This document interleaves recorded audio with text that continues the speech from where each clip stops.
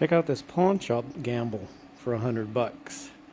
What's even better is my brother-in-law offered him $75 and bought it for me for my birthday.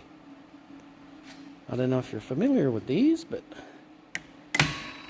about $4,500 new, usually used about $1,500 to $2,000.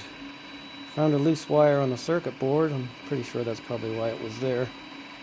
But it works perfect.